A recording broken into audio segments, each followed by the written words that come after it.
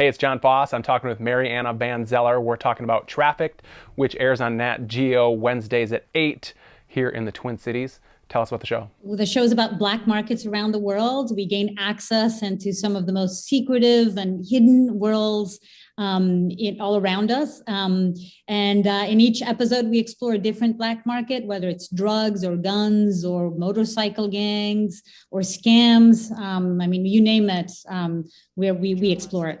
One of the most shocking ones for me this season is the one that's airing this week, is the one we did about white supremacy. There's been a growth in white supremacy here in the United States and all around the world, but realizing how these people, these white supremacists and these white supremacy organizations are actually part of a global network of groups and people that are sharing information, sharing tools, they're inspiring each other, and that are also sometimes even gaining military training from each other. And I think that was really sort of shocking and surprising. One thing that I find interesting about the problem of white supremacy that you talk about and has been talked about so much in the media and has been talked about as such a big problem.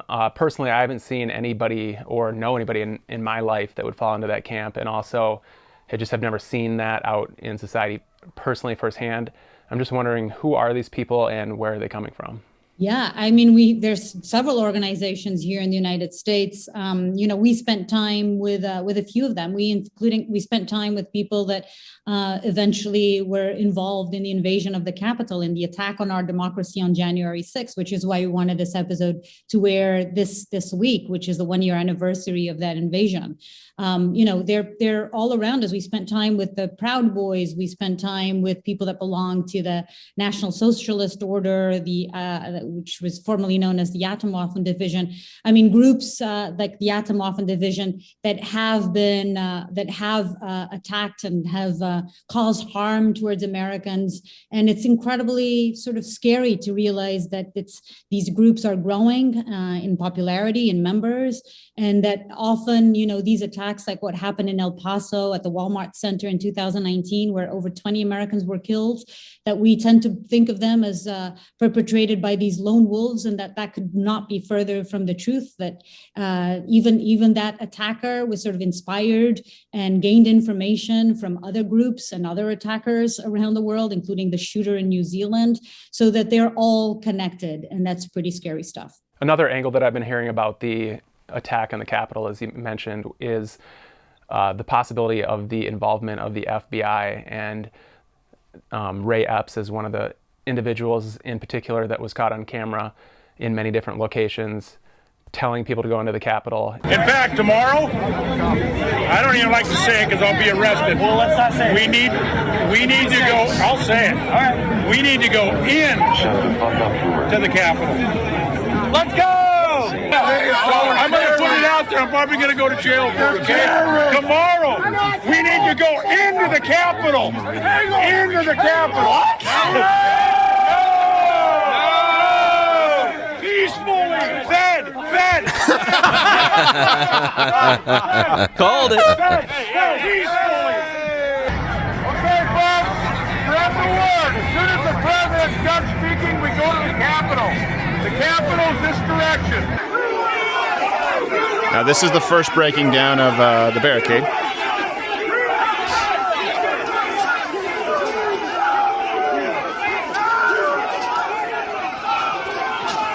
And then as people got near the Capitol, additional security and other people waving them in, and doors being opened and the people being let into the Capitol. So a lot of people now are saying that there's actually FBI involvement, and it was a setup, and even Representative Massey asked the Attorney General about it recently in Congress, and he decided not to answer. As far as we can determine, the individual who was saying he'll probably go to jail, he'll probably be arrested, but but they need to go into the Capitol the next day, is then the next day directing people to the Capitol.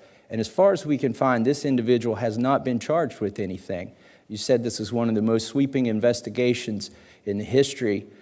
Have you seen that video or those frames from that video? So as I said at the outset, one of the norms of the Justice Department is to not comment on impending investigations, and particularly not to comment about particular scenes or particular individuals. I was hoping today to give you an opportunity to put to rest the concerns that people have that there were federal agents or assets of the federal government present on January 5th and January 6th. Can you tell us, without talking about particular incidents or particular videos, how many agents or assets of the federal government were present on January 6th, whether they agitated to go into the Capitol, and if any of them did? So I'm not going to violate this norm of the rule of law. I'm not going to comment on an investigation that's ongoing. Have you looked into that angle at all, and what are your thoughts on that? We have not looked into that. The main goal of the episode was to sort of gain access to the groups, to these white supremacy groups, and try to see how they operate and understand sort of the global nature of these networks.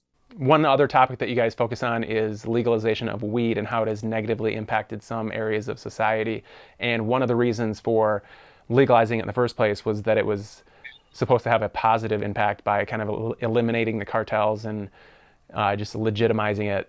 But you're saying that it's actually had the opposite effect. Tell me about that. Yes, absolutely. The illegal market for marijuana here in California is actually 3 times larger than the legal market. And partly that's because it's incredibly difficult and costly to gain licenses to become a legal marijuana dealer. So what has grown exponentially are people who are doing it illegally without paying taxes and without the knowledge of the government. So it's happening all around us. One of the scenes we filmed was an illegal sort of wholesale distribution center for, again, illegal marijuana on the rooftop of a building in downtown LA, very much out in the open, in plain sight.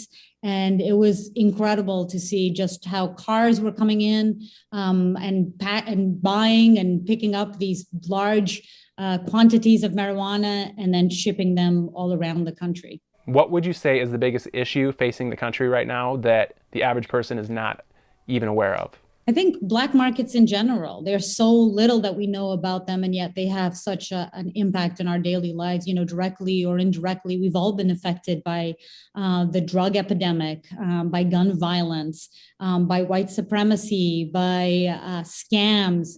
I mean, scams alone, there was a 300% explosion of romance scams during the pandemic. All of these black markets have grown exponentially during the pandemic.